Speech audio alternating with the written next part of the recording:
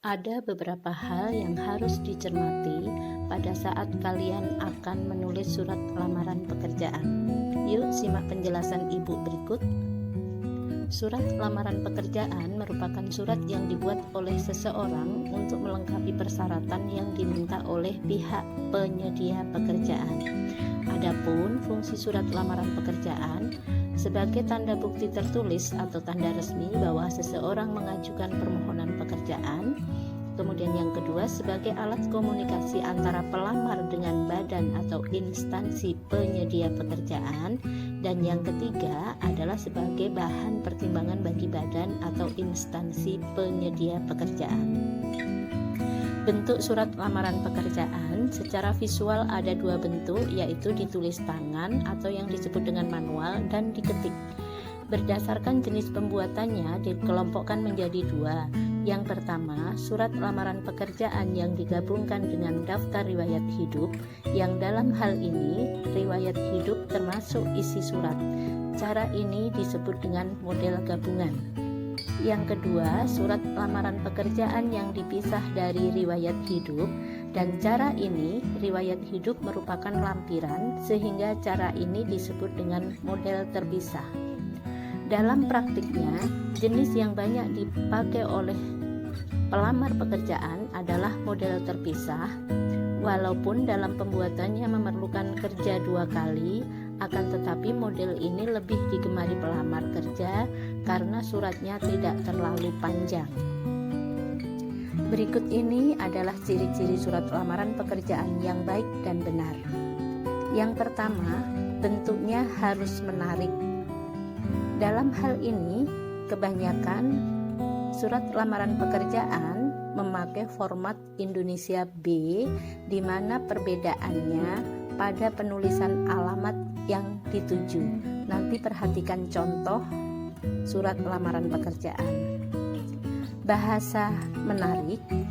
Bahasa yang digunakan adalah bahasa yang singkat, jelas, dan padat. Menggambarkan kemampuan pelamar sehingga penyedia pekerjaan yakin dengan posisi yang dilamar. Tepat sasaran, maksudnya antara kemampuan pelamar dan bidang pekerjaan itu sesuai. Tentunya, penulisan harus sesuai dengan ejaan yang disempurnakan. Unsur surat lamaran pekerjaan yang umum dan harus ada atau ditulis yang biasa disebut dengan sistematika surat lamaran pekerjaan. Yang pertama, tempat dan tanggal surat. Kedua, perihal surat dan lampiran surat. Tiga, alamat tujuan surat. Empat, salam pembuka. Lima, isi surat yang isinya kalimat atau alinea pembuka surat, paragraf inti yang isinya identitas pelamar dan hal-hal yang menguatkan diri pelamar, kalimat atau alinea penutup. 6. Salam penutup. 7. Tanda tangan dan nama terang pelamar. Sekarang simak baik-baik contoh surat lamaran pekerjaan berikut. Perhatikan sistematika dan tata cara penulisan dengan seksama. Urut-urutan atau sistematika surat lamaran pekerjaan. 1.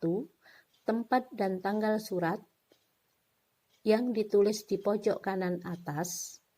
Tata cara penulisan tempat atau lokasi diawali dengan huruf kapital. Kayu agung, K huruf besar, diikuti tanggal yang ditulis dengan angka, bulan yang ditulis dengan huruf sesuai dengan nama bulan, tahun yang ditulis dengan angka, dan tidak boleh disingkat. Urutan yang kedua, penulisan perihal surat, titik 2, lampiran surat, titik 2.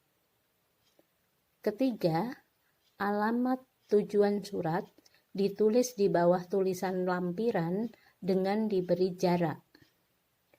Penulisan alamat surat tanpa memakai kata kepada, cukup dengan yang terhormat ditulis dengan Y besar T kecil H kecil titik. Penulisan jalan dan nomor dalam alamat juga tidak boleh disingkat. Urutan keempat, salam pembuka surat cukup ditulis dengan hormat koma. Perhatikan tata cara penulisannya. Isi surat. Dalam hal ini, ada beberapa hal yang harus diperhatikan dalam menuliskan isi surat. Karena isi surat terdiri dari kalimat atau alinea pembuka surat yang mencantumkan dari mana sumber informasi lowongan pekerjaan itu didapat, dan posisi atau jabatan yang akan dilamar. Identitas pelamar, perhatikan contoh pada saat penulisan pemberian identitas pelamar dan hal-hal yang memperkuat data diri pelamar. Perhatikan baik-baik kata dalam kalimat. Kalimat atau alinea penutup yang berisi harapan pelamar untuk diterima pada instansi yang dilamar. Urutan keenam, salam penutup cukup ditulis dengan kata hormat saya koma, bawahnya tanda tangan, bawahnya nama jelas pelamar. Baik anak-anak, hal-hal yang belum jelas, belum paham, nanti akan kita bahas dan kita diskusikan di kelas. Salam anak-anak.